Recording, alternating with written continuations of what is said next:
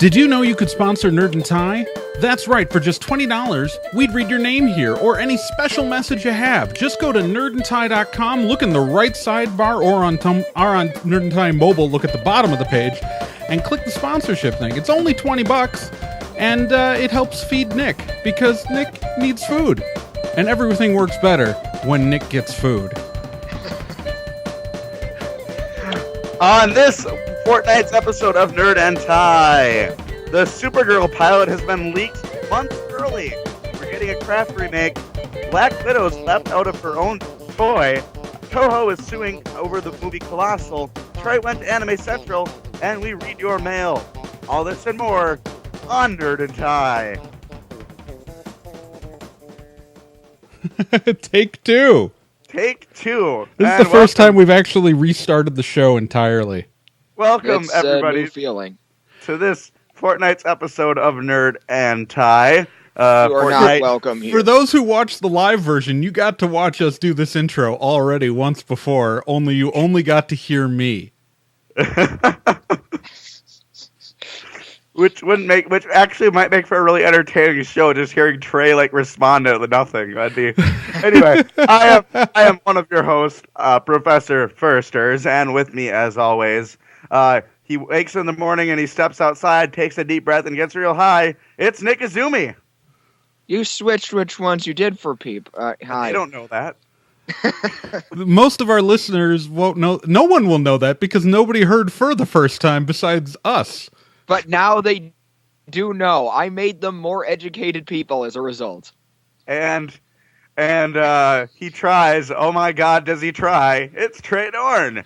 This episode is brought to you by Mountain Dew from my apartment's vending machine and Cocoa Krispies that I had left over from ASEN. See, I can't be as incredulous about your vending machine now because we've already got explained to us now once that you have not only a vending machine but a pool at your apartment complex, Trae. It's because I still demand it. You still demand what, Nick? You demand nothing. I still demand an explanation of why there's a 10 a.m. on Sunday. I was not aware of this, and it kind of bothers me. So those of you who watch the video feed will notice an odd thing behind me, and that is this thing called sunlight. It is the enemy. It's very bright. Trae looks like an angel right now. And I can't lay out my setup where I'm not backlit, so I will do my best to block it, but sometimes my camera will just look really bad. He's got a nice glowing aura behind him. It's very healthy, and you look like you belong on the wall of a church. Well, I will say the backlight's really convenient if I ever need to Photoshop myself into backlit trailer pictures, because I don't have to do any of the lighting stuff. Exactly. Like this fortnight's title card. Yeah, right. No, that would have been great for this one. Anyway, so it's been a busy fortnight, everybody. Good morning, everybody. This is the only person that's ever been excited to hear me. Thank you, Brenda, in the live chat. No, it's been a busy 2 weeks. This is actually the first regular episode. We had a stretch of 4 episodes in a row for a while there, and then this is our first one back after an actual week off. But we're back, we're ready to go, and we've got a lot of stories to talk about. First being, we're all really excited here for the Supergirl television show at Nerd and Tie. The trailer released last week, and it looked really great. It looks really cool. It's a really well-done setup for what we think the Supergirl show is going to be. Assuming but also a mean-spirited git who decided to compare it to the Black Widow trailer that SNL put out, and in which case you don't get the character. Exactly. Yeah, it's like, if you don't understand the difference between that, why it's ridiculous for Black Widow to be in a situation, but not ridiculous for Supergirl to be in a situation, then you really don't understand these characters and how characters can be different from each other. And why what's ridiculous for one character is not ridiculous for another. Also, they apparently didn't watch the second half of the trailer. But also, other than the trailer, the actual pilot. Yes, the pilot to Supergirl has been leaked 5 months before the show was set to air on CBS. And if you want to watch it illegally anyway, then you can. because it is out there and available to watch. And the first reviews of it have been generally positive. So I don't know. I think we're looking pretty good for the fall lineup, at least for the Supergirl show in September. Yeah, it's kind of amazing that this got. I mean, there's actually been a handful of other shows that just aren't genre shows that have also been leaked for the pilot season. And it's interesting is that normally, like, there's no screener watermarks on this thing. There's from reviews. I have not watched it. I have not watched it. Yeah. I'm not saying I wouldn't be willing to watch it, but I've just been busy. Right. I think I would never watch anything illegally, so that's why I'm not watching it. I would honestly, my big reason for not watching it is as much as I'm normally the guy who like has to watch everything legally, my bigger thing is that in this case, if I really like the show, I don't want to wait 6 months for the second episode. So, well, then there's always situations like the American Life on Mars where the pilot leaked and then they reshot half the pilot. That's true. Where the original American pilot for the American version of Life on Mars, which by the way was actually pretty good right up until the last episode where they said screw the whole premise of the original series, we're going to make it stupid.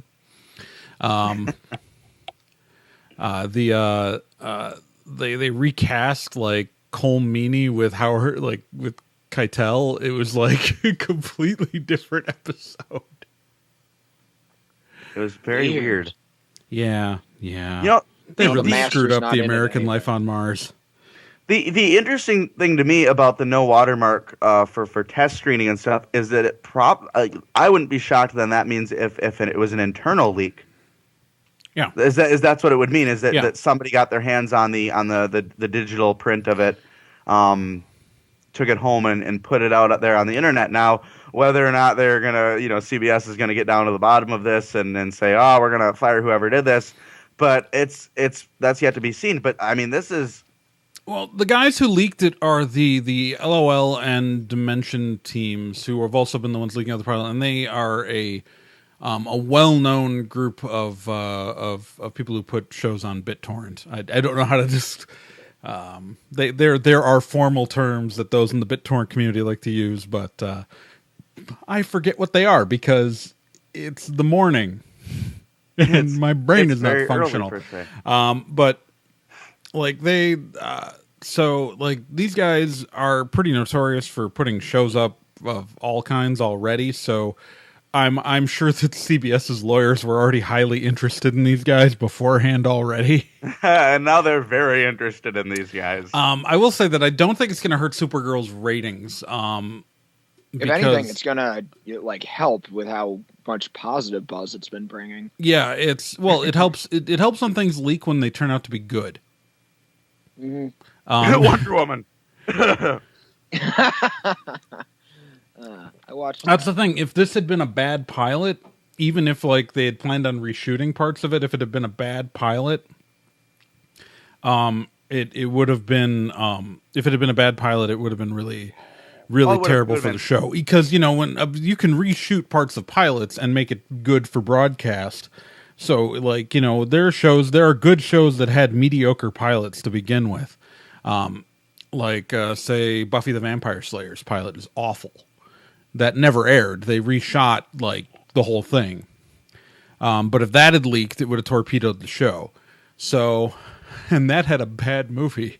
That it was a sequel. It's a weird success story. Anyways, so the good news is that it was a good pilot, and I think that since we're 6 months out from the actual show airing, I think that it shouldn't hurt the premiere's ratings that much.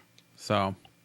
No, you wouldn't think so, especially with the positive buzz it's been getting. And honestly, also, I think after Berlanti and Kreisenberg's ridiculousness that was the Arrow and especially the Flash finales these last couple of weeks, they've got loyal fans now.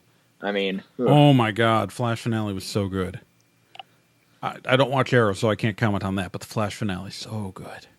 Although it makes me wonder, this is going to be this is only a mild spoiler, but couldn't all of this have been fixed if Eddie had just gotten like a vasectomy like a week ago?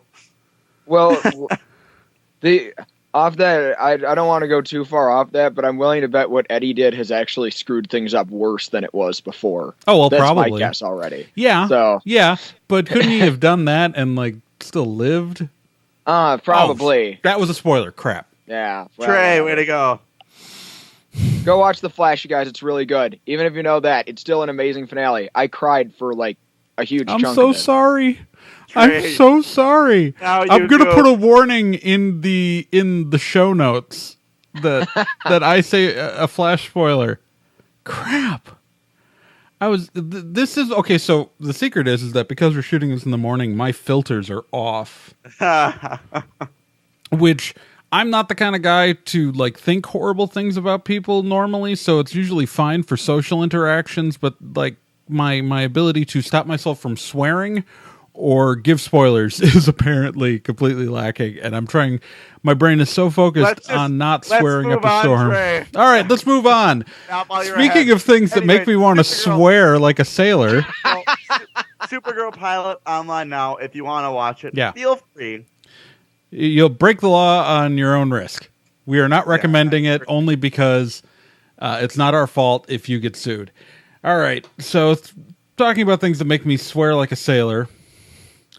Anybody remember his little movie called The Craft? I know of it. That's pretty much as far as my knowledge goes. The Craft was part of this series of films that came out in the mid-90s, and TV series that happened when Hollywood discovered there was these things called Wiccans and neo-pagans and said, oh, we should make a bunch of movies and shows about that, but let's not actually bother researching anything about what they actually do or what they're like. Let's just make shit up. Well, and that the kind of the gem of this era for films was The Craft. Oh boy. A terrible, terrible 1996 movie.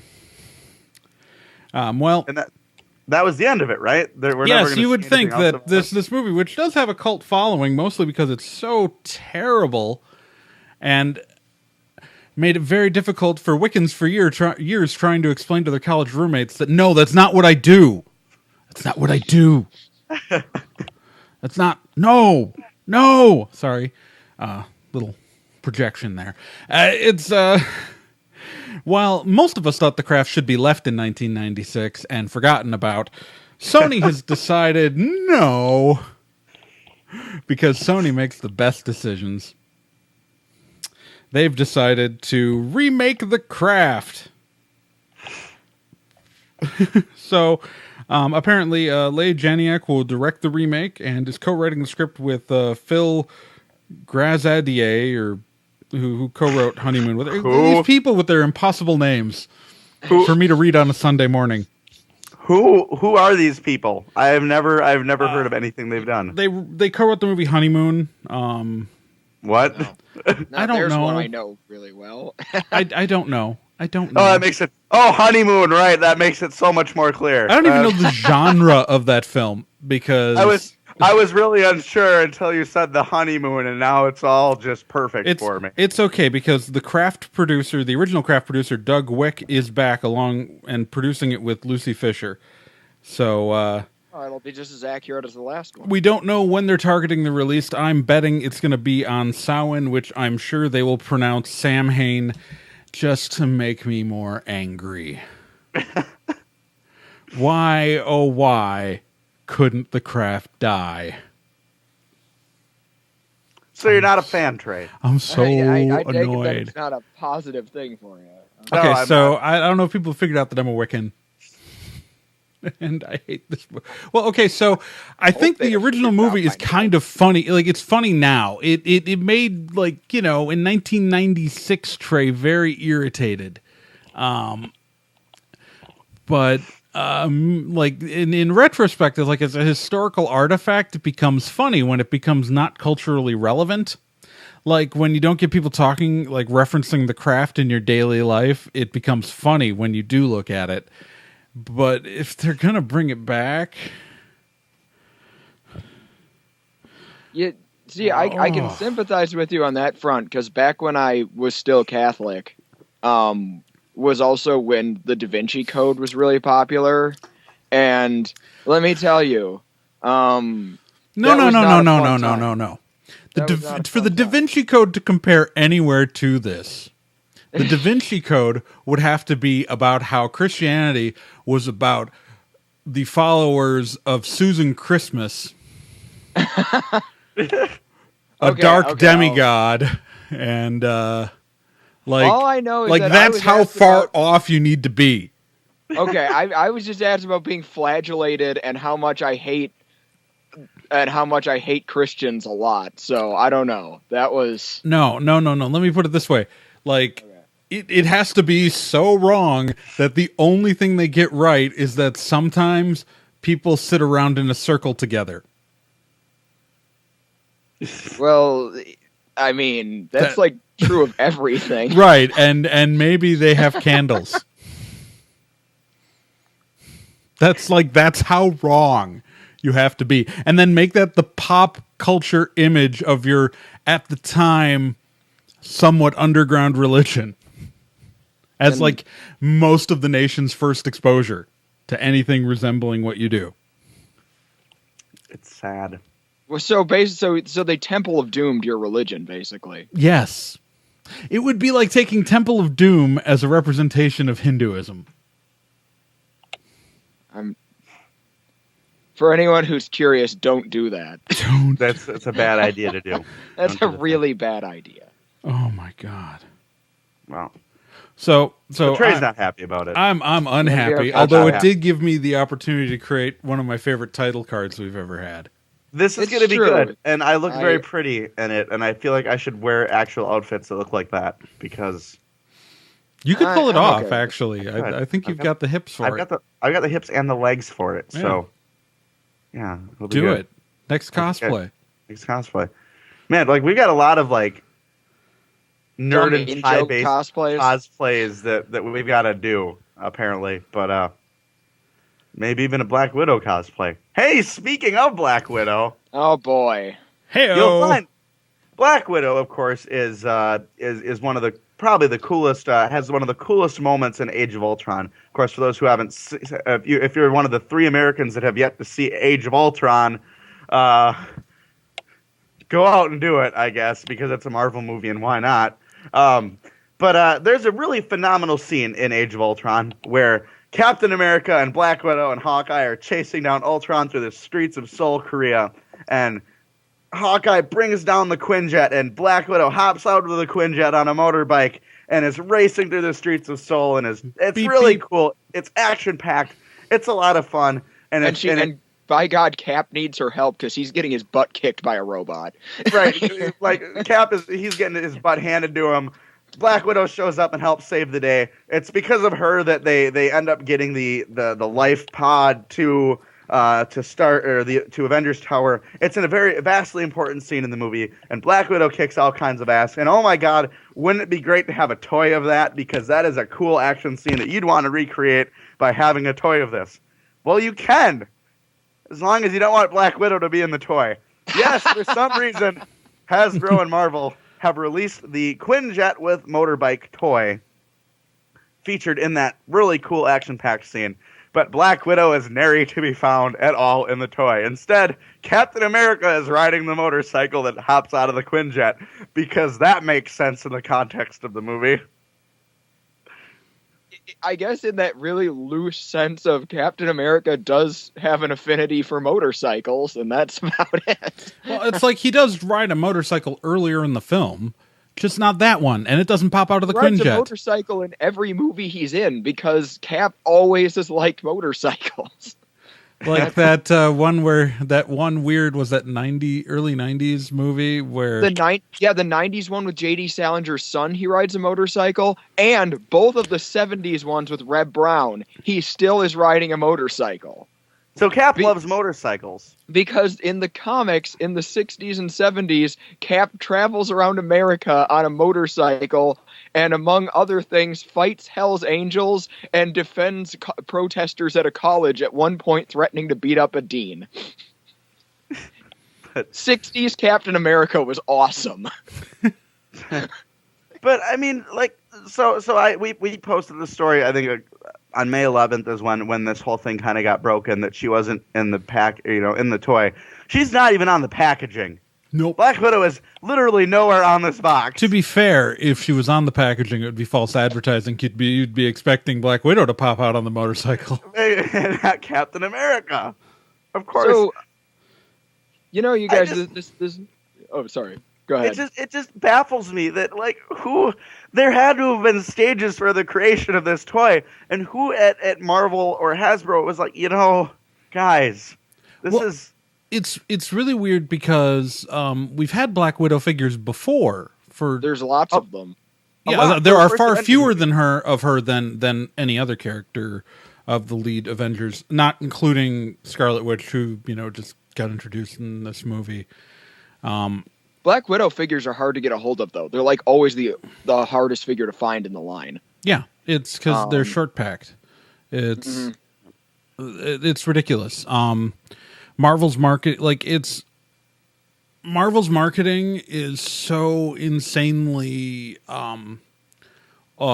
set it's set in this old thinking in the toy industry, especially. That girls don't buy action figures, which is not true. It's been shown time and time again that they will play with them if you make them. It's half of why Young Justice got canceled, was they were saying girls don't buy the action figures. Yeah. Speaking from experience, the problem with the Young Justice toy line wasn't that girls weren't buying it. I knew several girls who bought the toys. It's that they would only pack in a couple of the characters people cared about and a dozen Vandal Savages. No one wants Vandal Savage. Well, unless you're in the Legends of Tomorrow. Then you want to take him down. Or you're Vandal Savage. That show looks awesome.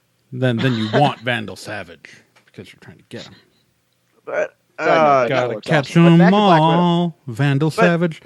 Not only has this raised a lot of questions about inherent sexism in toy marketing, especially with blockbuster movies, but it's also led to probably one of the more insane comment discussions on Nerd and Tie. It's best left. Well, the real insane one happened on your personal Facebook page. That's true. That's true. The one on the Nerd and Tie page was just kind of weird, but the one on your page went into creepy territory with that one guy. Creepy. Why are you friends with that guy? Onto the toy itself. I did do some additional research into the Age of Ultron toys, and this gets a little bit weirder. One, there is a cheaper Quinjet that also has a motorcycle launching feature. And it does not include Captain America on the bike. It actually includes a much more logical character, Iron Man. What? Iron Man on the motorcycle. I posted this on I posted this on Twitter the other night. I'll repost it because this is just, it's insane. Iron Man on a motorcycle. He can fly. I know. He could probably put wheels on his suit if he wanted. He could just put rollerblades on. And they'd be jet powered. Also worth mentioning, slightly better, although not great, the Lego kit of the Quinjet scene. The box features Captain America exploding out the bottom of the jet, and all of the promotional pictures show Captain America on the bike, but Black Widow is at the very least included in the set. But isn't that the only set she is included? Like, isn't that the only way to get a Black Widow Lego figure for this movie? I was about to say, there comes the negative thing. That is literally the only kit Black Widow is in, which it was the same story with the last Avengers movie where Black Widow was only included with the Quinjet from that movie. And for those of you who are curious, the Quinjet is an $80 Lego kit. So unless you really want to spend a lot of money, getting Black Widow is very, very, very hard. It's very strange. Like, I mean, on the one hand, there's got to be an implied sexism here. Like, that's really clear. On the other hand, I also wonder if there's an issue with because there was more Black Widow on the previous Avengers movie stuff. Mm-hmm. I wonder if there's likeness rights stuff with Scarlett Johansson's contract where she gets more money if her face is on stuff. That might be it, because I've seen that idea posited in a couple areas where it might just be because of likeness rights or well, likeness. a lot of the Doctor Who characters don't have action figures as likeness rights. Well, I mean, because it's complex because also, I mean, Scarlet Witch has been left off a lot of stuff, but Quicksilver has also been left off of that stuff too. So as I'd say, I've found Scarlet Witch figures. Yeah. I've actually found a pretty good glut of them. I haven't seen any silvers. And so, I mean, well, yeah, Age of Ultron spoilers for why that's not surprising going forward. But like the whole like, so that's why it's like, I mean, but there's been a lack of but the lack of Black Widow is really, really amazing. So, I mean, it predates this, and it's also it's gotta be I feel like sexism is part of it, because there's no way that Robert Downey Jr. doesn't make a ton of money off of his likeness. Yeah, exactly. But I think this is my theory. This is my grandmaster theory, that it's a combination of the two. That they're not willing to pay the likeness rights that they are probably willing to pay out for the other actors, because they don't believe that a female action figure will sell as well. So they are cheaping out, and it's probably not that she gets paid a lot more than the other people. In fact, I'm sure she gets paid less than Robert Downey Jr. You know, that's Robert Downey Jr. makes Robert Downey Jr. Yeah, he makes Robert Downey Jr. money. Oh, that's interesting point from Capital in the chat. How many Iron Man figures actually have Robert Downey Jr.'s face on it? That's also true. Yeah, most of the but the packaging does usually, and I'm betting he might still get money even if it's just the Iron Man mask. All the Legos definitely. I know I know it barely counts, but Lego Robert Downey Jr. All of the Lego ones, the helmet is openable, and there's his little face in there. Oh, oh my god! Yeah. So Trae, your theory is. Well, no, because there's still Hemsworth and Evans probably make, I can't see her getting more than Evans. You know what I mean? Evans, yeah, on that note, the only Age of Ultron Black Widow figure I've encountered at a regular toy store, not as a big, as a web exclusive and not Lego, was actually a repainted version of the Avengers 1 figure with blue piping added on. So... yeah. So my assumption is that it's a combination of the two. That it's partially the actually, I don't think, do likeness rights fall into the Legos at all? I come to think of it, because they're so cartoony. But with the action figure, I'm betting it's a combination, that it's sexism, that they're not willing to pay for it. You're seeing a bunch of Elizabeth Olsen, Scarlet Witches out there, but Elizabeth Olsen is not the name, is not the face that Scarlett Johansson is. You know what I mean? It's Scarlett Johansson's a much bigger deal.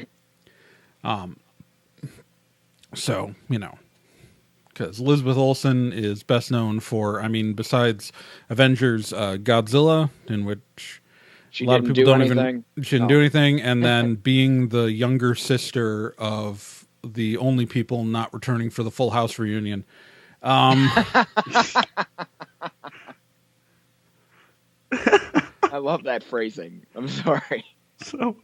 But it gets a little weird. You expect better from Marvel. I think this thing that at this point I don't, because this just keeps happening.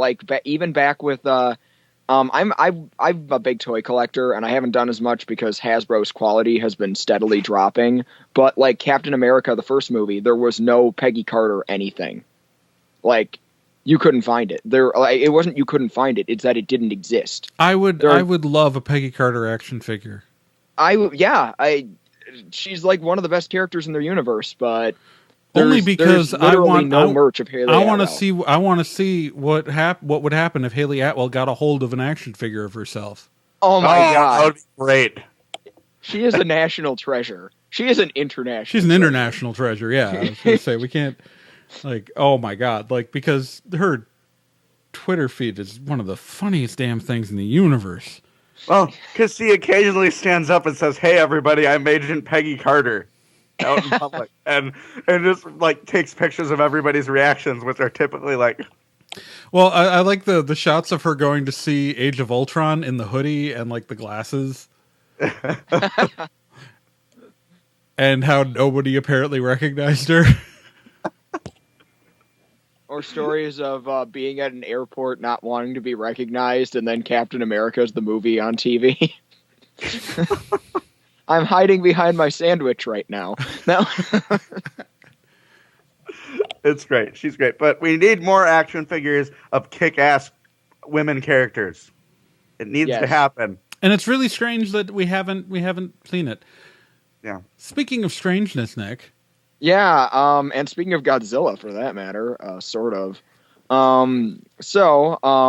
Hey, there goes Tokyo. But it's No, not no, legally Godzilla. No. But it's not legally Godzilla. Anne Hathaway is in a new movie that's being shipped around, a movie called Colossal. And now the concept of Colossal sounds great. This sounds like exactly the thing that I would be like on board for. A woman, played by Anne Hathaway, finds herself psychically linked to a giant lizard who is combating a giant robot.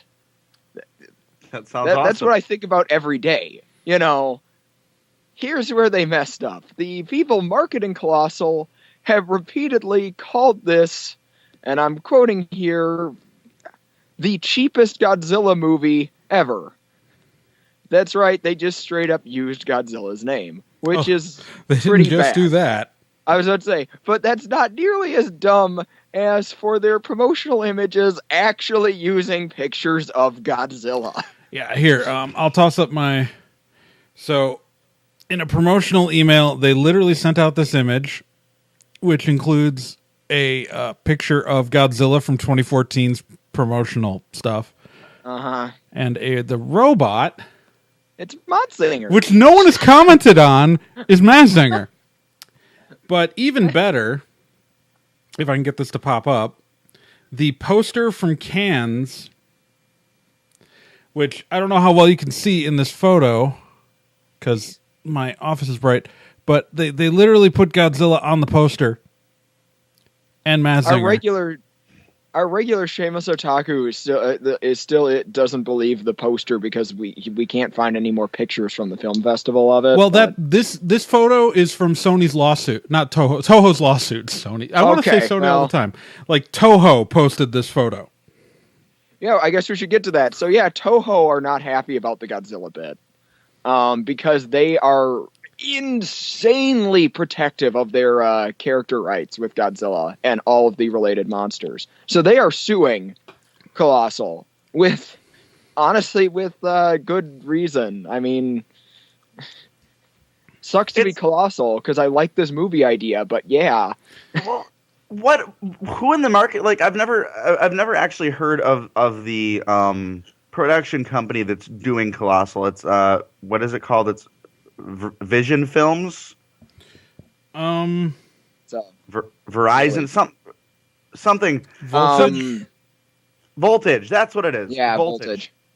My guess is that it's a more or less like a new up and coming kind of film group, and I've never seen anything that these guys have done. Let's take a look. It's like indie, isn't it? Well, it's Nacho Vigilando is... they did Hurt Locker and Dallas Buyers Club. Yeah, so... And the director is behind that VHS Viral... Well, he directed part of that, a segment of that. And then, like, he's done a lot of, like, independent stuff. Like, I mean, this is an independent film. This is an independent film. And, yeah, it was dumb. Hence why it's being shopped around to distributors at Cannes. You know what I mean? It's like, but it's just weird to me that someone would say, like, that in this world in Hollywood, like, it's a really difficult thing to. The lawyers are very well alert and well versed on things when it comes to Hollywood and international film. They literally used a trademarked name in their promotions, mm-hmm. and then the used in their like stuff shopping around to distributors a copyrighted image that like from Legendary's Godzilla film. And then if you look at the poster close enough, and we have it, if I'll toss up a link in the show notes to our story on this, where you can click it and like look at a close up of it. Like the artwork is really clearly based on Legendary's version of Godzilla. And again, I don't know why Gona Guy isn't freaking out about the Mazinger part, but maybe he's just happy someone remembered Mazinger existed. Mazinger's had a lot of sequels. It had a remake recently. It was pretty good. Okay.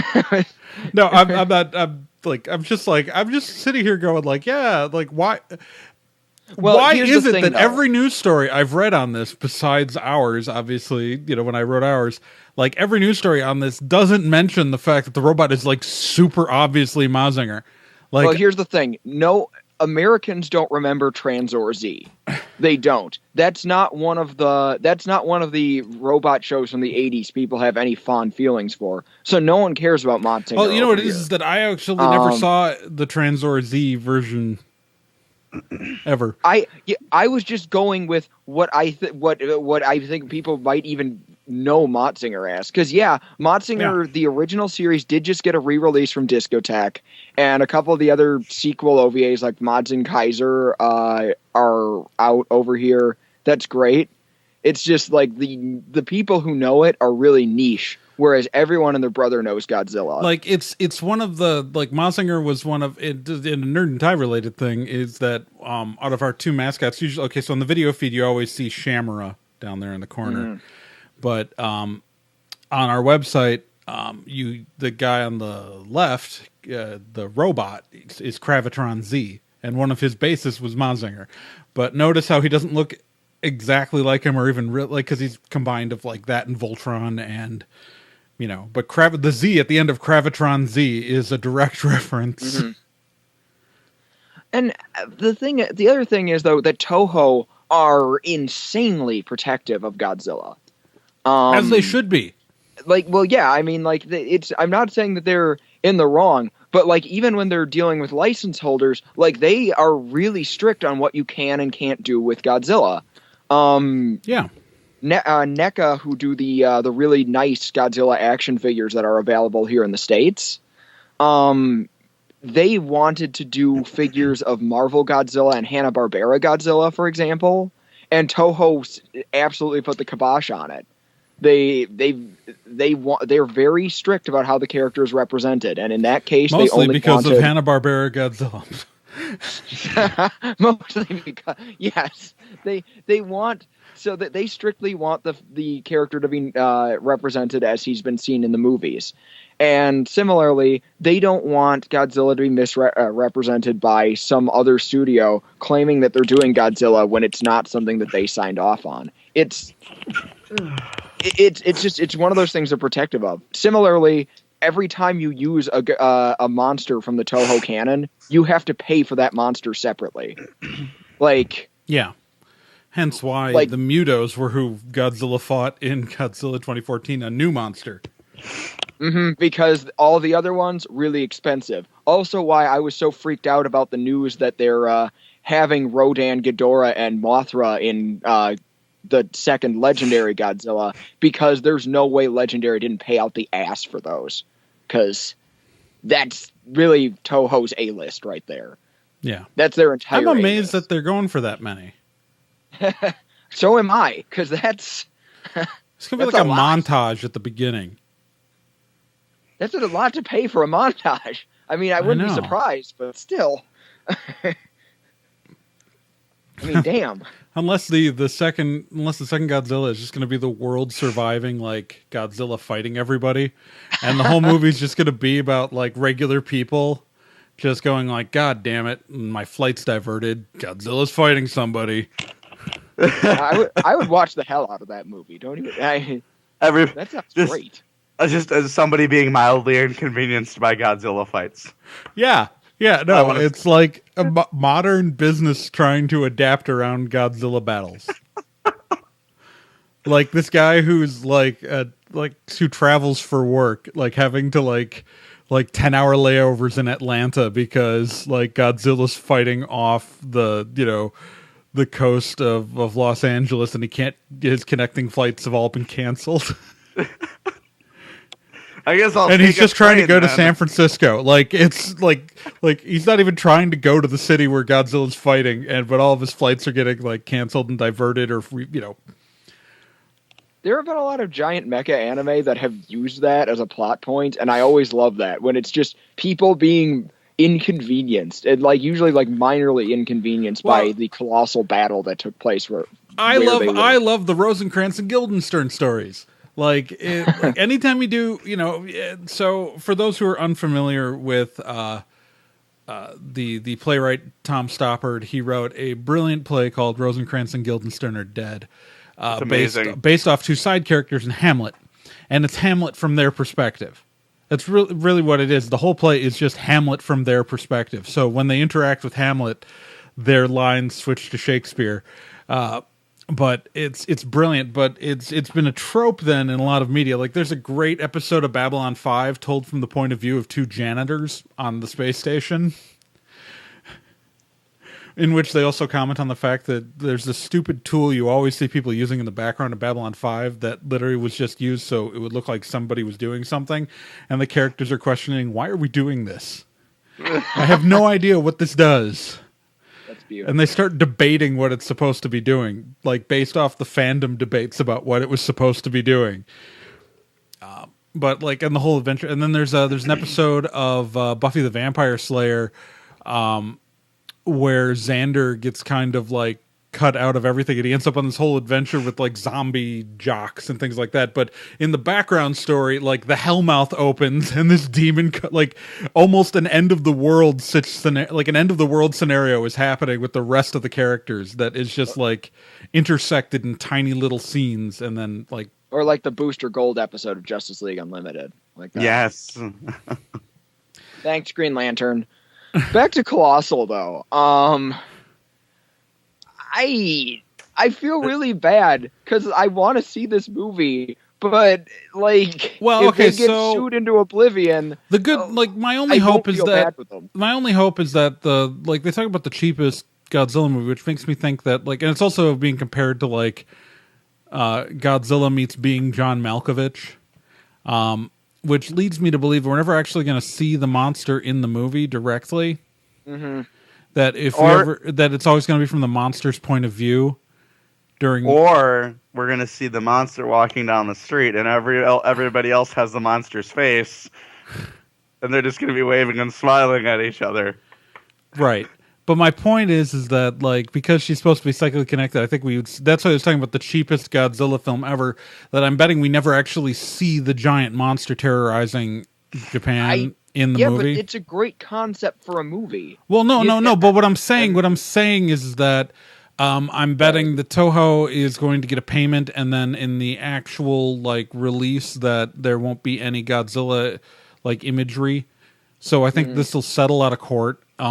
I think that because and the film will still get out as long as there's no actual Godzilla imagery if there's no actual Godzilla film there's no talks about Godzilla appearing in the movie. Right. It's all talks about the promotion. So this leads me to believe that it's a promotional that we're just going to see them have to be really careful in real posters and commercials, and Toho will get a check and it'll be fine. Now, the thing is, though, is that you'd still see the robot, right, though? So don't worry, it won't be Motzinger. It'll be Gypsy Danger. I'm sorry. Dear Lord. That is another one of the bases of Gravitron Z. Excellent. Yeah, no, I took Voltron, Motzinger Z, and Gypsy Danger, and tried and a little bit of Striker Eureka, and tried to combine them all into one robot. Mix them all together, and what have you got? You've got the Doozy Bots. What? Doozy Bots was the aborted pilot for an American-produced Gundam series. We should post that on the website later. But yeah, I that haven't almost frozen happened. for those curious. I was just in shock. Let I'm me confused. Okay, I'll elaborate on it to this point. Sunrise Sunrise is so protective of the Gundam property that in 1991 it was actually cheaper for Sunrise to sell the mechanical designs for the super deformed versions of the Gundam mechs than it was for an American studio to just buy already existing Gundam animation and dub it. So there was almost an American produced SD Gundam series. This is my head hitting my microphone. You can find the pilot on YouTube, Doozy Bots. It's pretty much unwatchable, but also they try to get all of their minorities covered in one character. So there is a black kid who is also in a wheelchair, and when he gets turned into a Doozy Bot, he doesn't even get legs as a robot. They make him Gun Tank. This hurts me. This sounds worse than the Saban Sailor Moon pilot. Honestly, that's because it is. You should look it up. It's pretty funny. Oh man. God. Real. All right. Let's move on to happy things. So I last weekend was at Anime Central in Rosemont, Illinois, in the Chicago area. And it was a convention that totally happened. And it was a lot of fun from what I hear. Yeah, it was a lot of fun. And we put out the challenge for the Anime Central Trinity selfie challenge. I think that's what I titled it. Where we challenged our listeners to go out and get a selfie with myself, along with artists Bal Flanagan and Gen Proc. And we got a couple of entries, and I'm going to post the photos are going to be included in the show notes for this episode. So for the two, we got 2 completed entries. But from what I hear, there were actually multiple people trying, and only 2 people actually got all 3 selfies. Like I took selfies with way more people for this challenge than whoever submitted stuff. So, but I was the easiest one to find. But if you have these 3 selfies, feel free to send them in still. Yeah, but the prize winners, because we only got 2 completed entries, 2 people are getting prizes from the random box in that closet over there that you can't see of leftover Rising Stuff merchandise, a vendor who no longer exists, who I used to work for.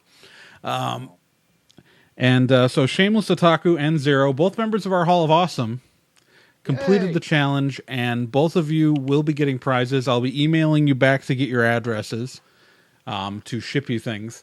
Your pictures will go up. It'll be cool. The pictures will go up with your selfies will go up with this episode. So obviously, if you're listening or watching this, the live viewers will have to go to the show notes page. But for anybody else who's listening to this on the podcast, go to the show notes page on nerdandtie.com. Or if you're watching this on the YouTube page, there's a link in the description. And if you're watching this on nerdandtie.com, you're already there. Look up. They're right up there. It's right here. It's literally right there. Right there. Come on. Right there. Right. Come on. And if you're listening to the audio version on the Nerd and Tie page, it's right pretend there. I was pointing it's up. Over here. Just pretend I was pointing up just further. Also, if you're on the Nerd and Tie page, why aren't you just watching the video version instead of listening to the audio? It's the same sound. We're not here to judge you.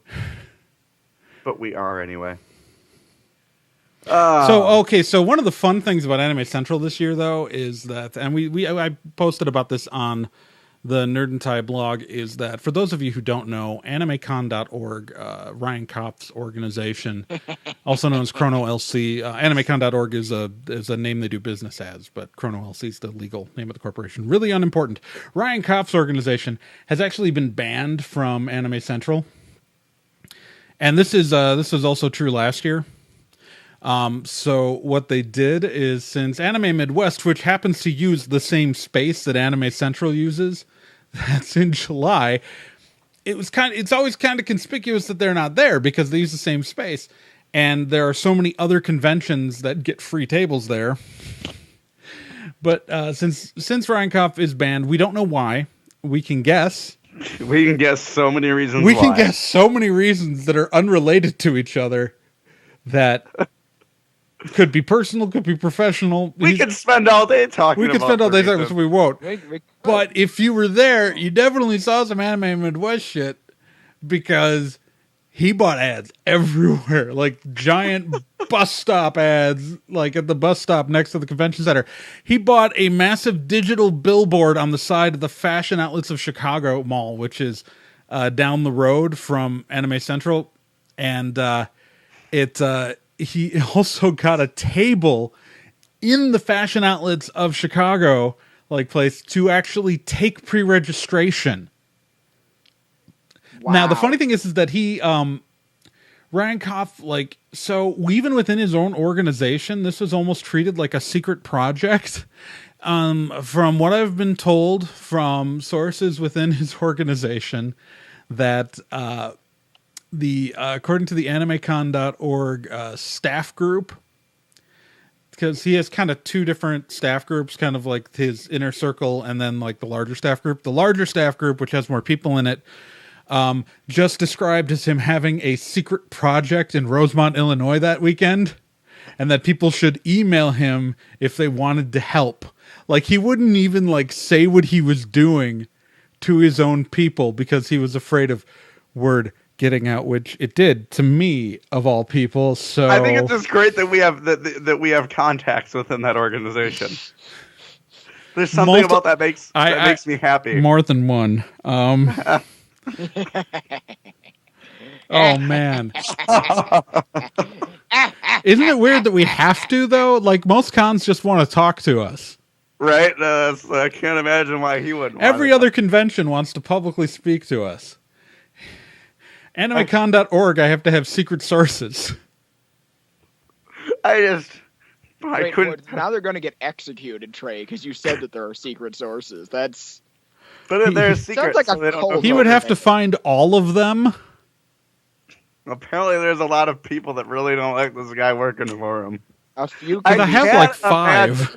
I can't imagine why, though. I just have to say is that, like, this is an organization where even the people who still want to work for him are totally willing to, like, write things about him to me. Like, that's how terrible, like, animecon.org is. Like, oh my god. Even the people who are still willing to work for the guy don't like him. For $20, I'll beat you with a pool cue till your retina's detached. Deal! No, wait. Oh my god. So it was really funny. Like, I posted like a photo, which I don't know if that was from a bus or from the L. But he took out ads like everywhere, like all over. Like, well, it was ridiculous. And the funny thing is how much money this has to cost. Like, think about the cost of that electronic billboard. Like, on the side of a like, this is like a billboard seen by the freeway, by like the big, by 294. Basically in Chicago. Well, yeah. Like, it's an insane amount of money to spend for something like that. Like, and you have to think that, like, every other convention got a free table, which gave them better promotion. Like, because the way this works for people who don't know, while regular vendors and artists pay for tables, conventions often just do promotional swaps where either they trade an ad or a table at their own thing. Anime Central is actually a really nice organization where often they will just, like, do one of those deals, but never take you up on the half that, like, they need to promote. Like, I know back when I was con director for No Brand Con, we had an ad swap with ASEN, and our ad went out with ASEN's program guide, but ASEN never bothered sending us their ad. So I think we had like this autograph page sponsored by ASEN, like in the program guide. I wanted to leave it just as like ASEN, as like Anime Central, just words in the middle of the page, but someone argued against that, and I was like, okay, whatever. But like ASEN is really great about like helping promote other smaller cons in the region. Like they're really positive about that, and so I gotta say, like, it's a bad like all the money he had to spend to get like half the promotion that every other con got for free. But also, like, it makes me question his logic, because you could have done a targeted online advertising campaign that brought in the same number of pre-registrations and lifted the same kind of awareness using a combination of Google, Facebook, and Project Wonderful that would have cost like half as much as he must have spent on that ad campaign. That would have gotten that would have gotten like better exposure. It's almost like he was just really desperately trying to strike back. Oh. Hello? No, I'm here. I was just We're just soaking it all in. just soaking. Yeah, no, it's pretty much a holy crap. Yeah. It's enjoyable in its own weird sort of way. Well, So should we go to mailbag? we should Let's go to look at the mailbag, mailbag. and I've got the first letter.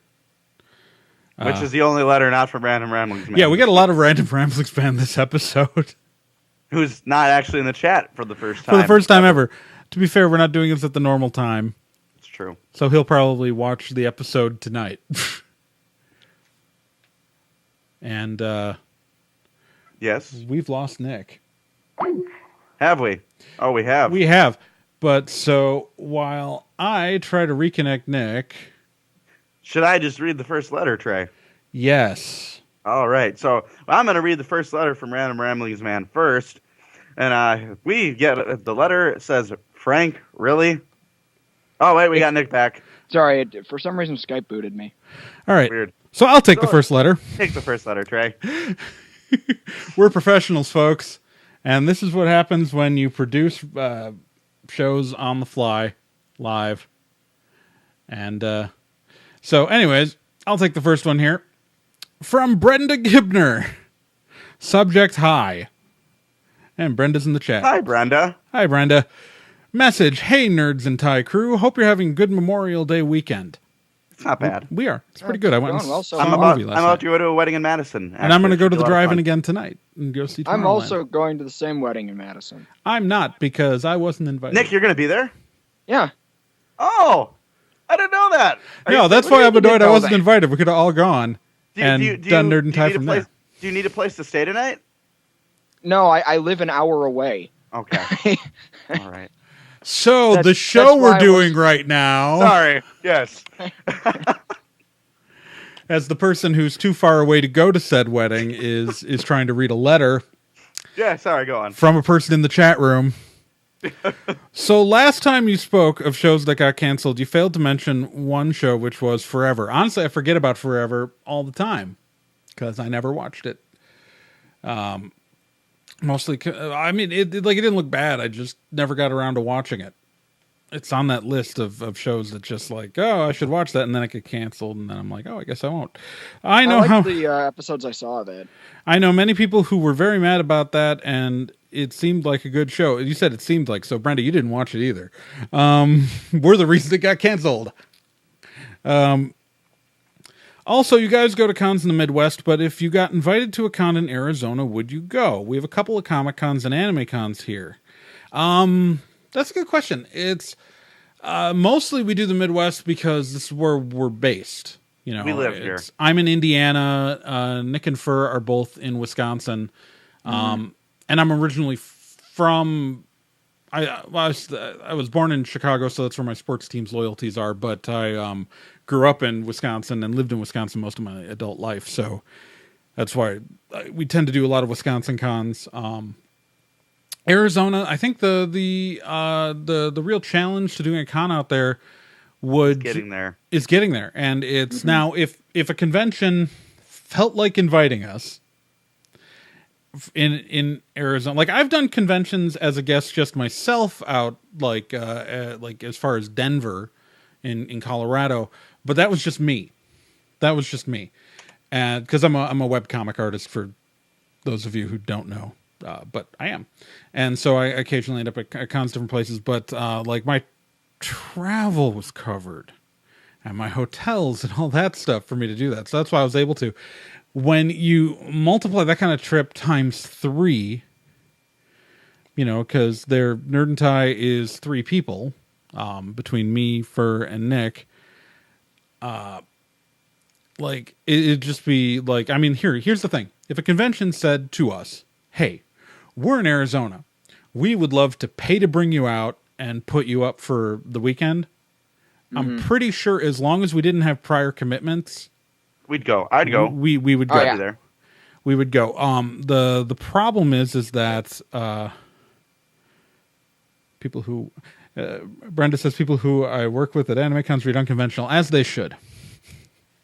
Because it's awesome. Read unconventional, unconventional-comic.com. Like it's really just coming down to the fact that what conventions would be willing to pay for all 3 of us to travel.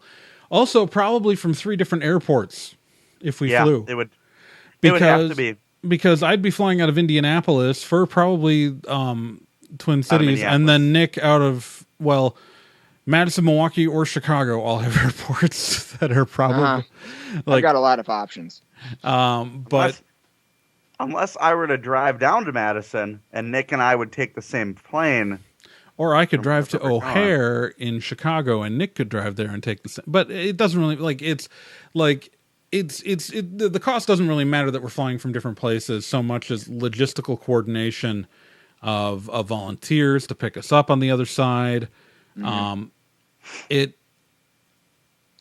So here we would super be into it, but it would be really difficult for a con to coordinate. And we say that as all people who have dealt with this part of organizing conventions. Yep. Yeah. So we totally understand why conventions out that far from where we are wouldn't like we get invited to go to other conventions sometimes. Like sadly, we had to say no to Nexus Game Fair in Milwaukee because I'm already committed as for a webcomic. I'm a guest out in Missouri that weekend for Nexus Game Fair, and then originally we were going to try to send Fur and Nick with press badges still. But Fur can't make it now, and it fell through. Yeah, Nick's life is complicated. So, we were originally going to try to have people at Nexus Game Fair who wanted to bring us in, but in Milwaukee, but we can't. And that's a con that's in like our normal core wheelhouse area. For what it's worth, I don't know what they'd have me do. I mean, they're mainly a gaming con. I just want to talk about out of print Palladium Robotech books. So, I'm sure if you did a panel about that at a gaming con, I am sure it would be full, Nick. I would get Nick addicted to Magic the Gathering, and we would just document his descent into madness that weekend. That's the last thing I need. So, but yeah, no, I would love to go to other conventions across the country, as Nerd and Tie guests. But again, the logistics of it are very difficult. Yeah, and so it's one of those things where we would totally be up for it if someone was willing to pay for it, but we just are also really skeptical of anyone being willing to do it. I think it comes down to the fact that as con organizers, if we were organizing a con, would we pay that much to bring us in? Probably not. Probably not. We would pay to bring us in if it was like a 4-hour drive. Yeah, 4-hour drive, I'll be there. But if we were convention organizers in this case, but the flights, someone and all that, paid to bring me in for a 45-minute drive a couple times. So now, if you wanted to say bring just one of us. That's cheaper. Yes. But Nick and Trae are far more interesting than I am at conventions. So if you're going to invite one of us, do one of them. For your entertaining. Yeah, yes. I mean, if Nick's there. That's true. Oh. I Wait, mean, Nick's good I on don't- his own. I need Nick. If Rain is there. So we should read the next letter. Hopefully that answered your question. Technically, I didn't read the last line. Enjoy the rest of your weekend. Oh, thank you, Brendan. Dang right I will. Thank you. Should be a fun day today.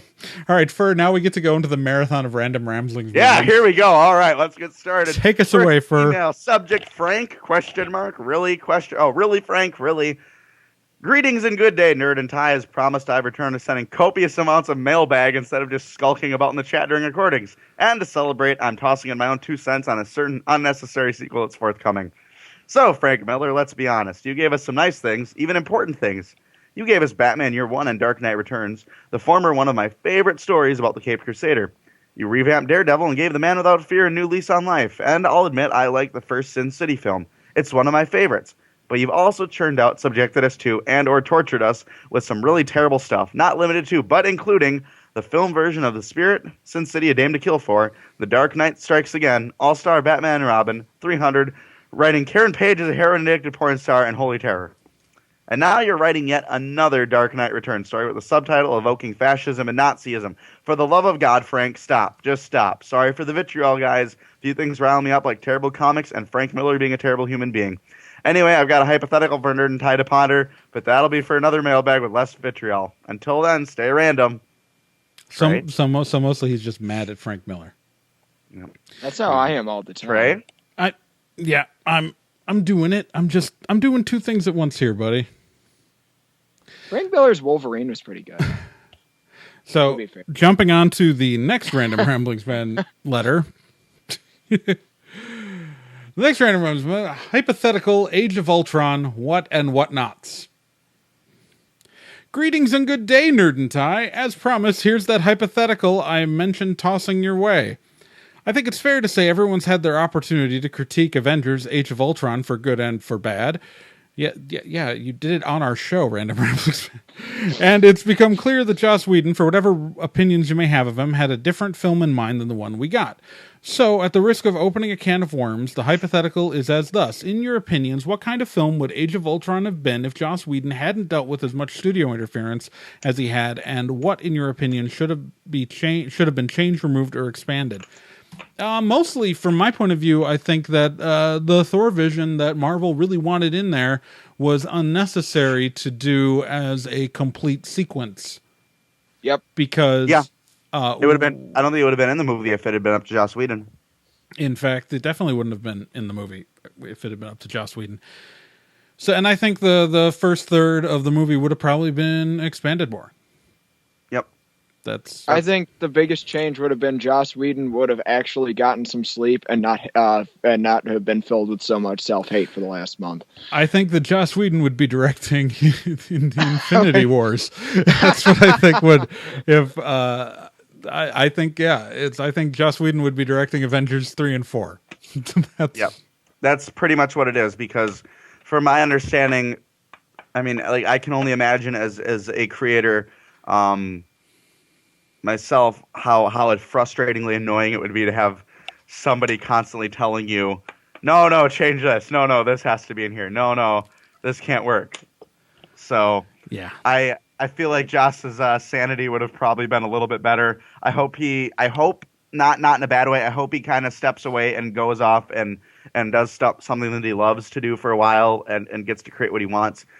Because I only imagine the mental and emotional toll having to work on Marvel movies and having the Marvel brass over his shoulder at every minute had on him. So. Well, not to say that I want Joss Whedon to suffer, but since the last movie he made to recover from Avengers was Much Ado About Nothing, by far my favorite Shakespeare movie, I hope that he does something like that again. I thought he shot that before Avengers. I was of the understanding that was his. Oh my God, I'm burning out. I don't know what to do. And his wife, because he shot that like a year or two before it got released. Maybe I misunderstood, but it was it was a burnout movie. Well, whatever it was. It's one of those I can't. I'm exhausted. And I thought that was his post Serenity film. Okay, maybe that was it. But anyway, it's one of his burnout movies, and it's by far one of my favorite movies. It's all shot around his house. I know. And it's one of my favorite movies. He called up all of his friends and had him shoot it around his house. And it's my favorite. Nathan Fillion is great. It's my favorite Shakespeare comedy. And by the way, Nathan Fillion got the best part. So. Yeah. Oh God, no! It's that's my favorite version of Much Ado About Nothing on film. That's, yeah, including the version with Keanu Reeves. I hated that version. I played that character. All right. Yes, all right. I was Don John the Bastard. All right. So for what you take the last Random Ramblings fan letter. The subject of this one is Mad Max Fury Road, or the best movie of the summer thus far. All right, I promise this is my last mailbag for the fortnight. This past weekend has seen the release of one of the most anticipated action films and probably the most unexpected critical triumphs of the summer movie season so far. Having seen this film myself, I'm willing to go as far to say that it's more enjoyable than Age of Ultron. Doing my best to avoid spoilers, I have to say that Mad Max Fury Road is one of the most real action films I've seen in a long time, in the sense that the heavy reliability on practical effects added more heft to the action and acts you saw on screen. Aside from the action, I could tell that George Miller really took his time crafting his script and laying out the rules and clues that hint to the harshness of this post-apocalyptic world he's returned to after 30 years. The story is simple and straightforward, and I couldn't find a bad performance among the entire cast. The fact that it's earned mass critical acclaim and scared the hell out of men's rights activists are added bonuses. In other words, this film is a crap damn triumph. I only hope it proves as much a commercial success as a critical one. Anyway, I'll be at work, hoping not to succumb to exhaustion and allergies once you guys read this, so I hope all is well with those at Nerd and Tie. With that, I bid you good night and good morning. Stay random, friends. Okay, well, I liked it. I loved Fury Road. Okay, I also loved it, honestly. So I have opinions on Fury Road. First off, I will say that I really liked it. So, allow me to just start with that. So, but before you hear what I'm about to say next, I really enjoyed Fury Road. I need to get into the habit of starting my things with that so people jump down my throat less quickly. But here's the thing.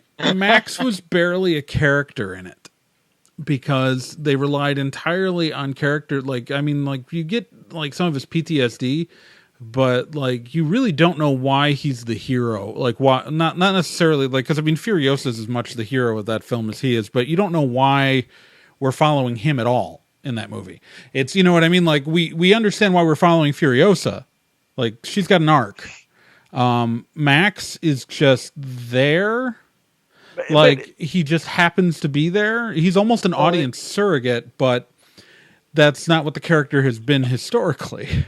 But isn't it though? I mean, Max has always been kind of a quiet observer, just trying to get by and dealing with what the position that he's in. Yeah, but the whole reason he's in that position was because at the beginning of the movie he gets captured by the War Boys. But when you're bringing back a franchise after 30 years, and even though it is a direct sequel to Beyond Thunderdome, where it's the same continuity, obviously it's a new actor because Mel Gibson is 30 years older and also much more racist than anybody expected. And racist ass Melly Gibsons. So he'd be in no place to actually play Max anymore. There's no you really, when you bring, I think I have a strong opinion that if you're going to bring back a franchise after 30 years, you have to establish why you give a crap about the lead. You know what I mean? This isn't an episode of Star Trek where you've watched 5 episodes before, so you're supposed to care about Captain Kirk. So if he doesn't get any character development that episode, beyond just a little bit, you're fine because you know why you care about the character. And if this movie had been released 2 years after, Beyond Thunderdome, I would totally get why I'm supposed to care about Max. You know what I mean? But my wife had never seen any of the Mad Max movies. I've watched the original Mad Max. I have not seen the entirety of Road Warrior or entirety of Thunderdome. I will admit, the only movie I've watched in its entirety is the first one. And so it's, I knew what I was going in to expect, but my wife had never seen a Mad Max film. She understood the premise because they did do a good job, just in that little bit of voiceover at the beginning, setting up the post-apocalyptic premise of the scarcity of oil and then the scarcity of water. But it was the whole the setup, like I found myself, if I wasn't familiar with the character already, I don't think I would have made any connection to Max, and I know my wife really didn't. Like, for her, that was a Furiosa movie. Which is fine, because Furiosa's awesome, but... Can I make a counterpoint? Sure. Because the thing is, like, when Raina and I went to see it, neither of us have seen any of the Mad Max films. So there's I lose nerd cred card. But we say we say that on the before and after too, which will be going up Monday. But the thing is, for me, I did feel, I mean, Max isn't on screen a lot, but the two reasons why I do feel that he did work as a character is, one, I enjoy characters who are you're supposed to believe as badass, who don't spend the entire movie like completely in control of the situation. The fact that he spent most of the movie getting the crap kicked out of him and he still made it through, I thought that said a lot about his character in and of itself. But more, the bigger thing, and I think the bigger arc, and the reason why I do like the Max character now that I've seen this movie, is the fact that anyone who wants to and fights to keep their humanity or that semblance of what makes them human, even in a situation like that, that is inspiring in and of itself, if you ask me. Yeah.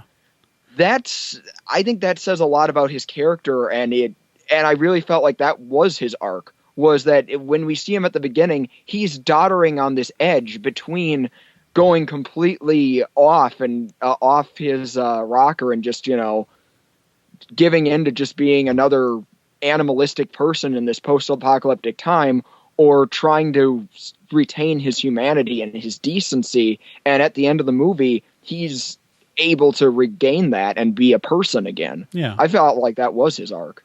Well, I can, and I think that's a valid, I think that's valid. It's just that I just feel like, I needed just a little bit, like I said, I liked the movie. Like, I just wish I could have gotten more explicit Max character development, because a lot of that was like implied. I don't know. Like, even like a 5-minute scene, like explaining more of Max's backstory at the beginning, I think would have made it better for me. You know what I mean? Like, because you have to make sense of it, so I don't know. Right? No, I'm not saying you can't make sense of it. I just feel like it would have felt more solid. Like, there were plenty of, like, I mean, one of the things about that movie is you spend half the time, like, you have to figure out and imply things based on pieces of dialogue, like, the fact that Nux is dying, from something throughout the film. Like, you piece together they're all dying. All the war boys are dying from something. Right. But they never, like you have to piece stuff together like that through dialogue and little bits here and there. And see, I'm fine with movies like that, because I don't like it when there's big info dumps. That actually bothers me more. No, so. You know what I mean? But I feel like you need some, like, no, I'm not complaining about the way the War Boys stuff was handled. I thought that was fine. I just felt like I wanted a little bit more explicit information on Max, like understanding what happened to him in, like, especially the original Mad Max. But anyways, just don't go all crazy like that guy I talked to a couple weeks ago, Trae, who was telling me Cowboy Bebop was the worst anime ever because they don't explain anything about the characters' backstories. The whole point of the show is revealing the character's backstory. Yeah, well, apparently they didn't pick up on any of that. And it all gets revealed. Like, yeah, I know. And I wanted to murder them. All right, so anyways, apparently there wasn't an explicit. My final thoughts about Mad Max is I'm actually kind of happy with how well it's doing, because I'm a little surprised based on the fact that I don't think a lot of people going into it will really know how weird Mad Max movies are. They're bizarre, and that's the coolest part about it. They're visually really weird. Like Miller's use of speeding up the motion on film and like doing fast motion stuff to make it feel manic. Like that's not something they use. Most directors use slow-mo. George Miller uses fast-mo, and it's great. No, I've seen people use the fast-mo thing before, and normally I don't think it works, but in Mad Max it worked really well. In Mad Max it works normally. Yeah, no, that's the whole thing. Is it's like, this is like, I think it worked really well in Mad Max, where normally it works awfully unless you're trying to do like some sort of supernatural thing. Mm-hmm. But anyways, we should move on to the Vomit Hat Steve Challenge. We're going to move on to the Vomit Hat Steve Challenge. All right. For those of you who don't know, the Vomit Hat Steve Challenge is the final segment of the episode where I read a part of a book, and the challenge to you is to figure out what book I am reading. If you guess the book correctly, you get included in our Hall of Awesome. The benefits of the Hall of Awesome are as follows. 1, you get your name read every episode and you get listed on the website. 2, nothing else. We'll keep you alive. All right, so the current people in the Hall of Awesome are... I'll protect you when the world dies. The current people in the Hall of Awesome are Archimize, Zero, Rana Innocenti, Cheesy McDamu, Krista, Slithery D, Shameless Otaku, The Random Ramblings Man, Corfan Capito, Chris Graham, and Lily Saurus. And now to read part of the current book. No one guessed it. And so I'm going to continue with the same book I've used for the last few episodes, opening up to a random page because I have a hard copy book. And this is your sentence from the book.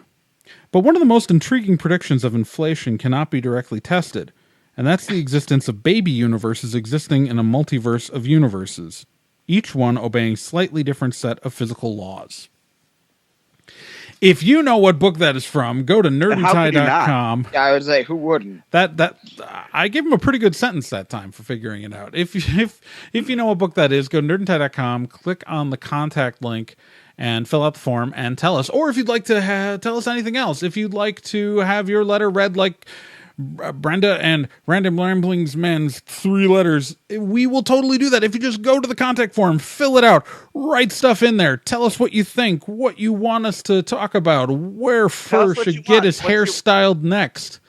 Yeah, this looked really bad all episode. I'm watching it in the video, and it's just like, man, it looks like I just crawled out of bed, which I may have actually done. It looks like you killed and skinned Greg Proops and are wearing them like a hoodie.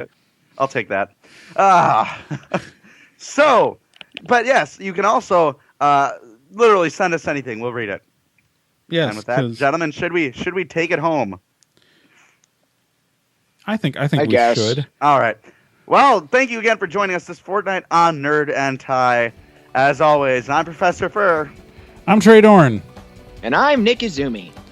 And please remember, you can always subscribe to us through iTunes or through Stitcher. And Stitcher app is available on both iOS and Android. Obviously, iTunes on iOS. And please rate and review us there so you can tell people how awesome we are to other people.